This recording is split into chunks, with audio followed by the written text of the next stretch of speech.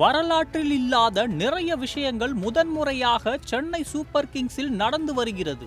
நீண்ட காலமாக அணியின் கேப்டனாக இருந்த தோனி ருத்ராஜிடம் கேப்டன் பொறுப்பை கடந்த ஆண்டு அளித்தார்.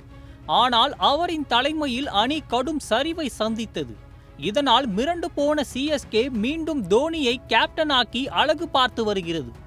இது மட்டுமின்றி 20 வயது ஷேக் ரஷீதுக்கு ஓபனிங் அளித்தது. இன்னொரு ஆச்சரியமாக 17 வயது மும்பை வீரர் ஆயுஷ் மத்ரேவை அணியில் எடுத்து அவருக்கு வாய்ப்பளிக்க முடிவு செய்துள்ளனர். தற்போது மேலும் ஒரு சர்ப்ரைஸாக தென்னாப்பிரிக்க ஆல்ரவுண்டர் டீவல் பிரேவிஸை 2 கோடியே 20 லட்சம் ரூபாய்க்கு எடுத்துள்ளதாக அறிவித்துள்ளனர். சென்னை அணியின் குர்ஜப்னீத் சிங் காயம் அடைந்ததால் அவருக்கு பதிலாக டீவல் பிரேவிஸ்க்கு இடம் கிடைத்துள்ளது.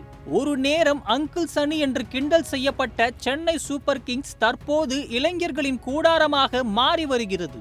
இதை பார்த்த ரசிகர்கள் நம்ம சென்னை கண்டிப்பா கம்பேக் கொடுக்கும் என்று சமூக வலைதளங்களில் சிஎஸ்கேவுக்கு ஆதரவாக கருத்து தெரிவித்து வருகின்றனர்.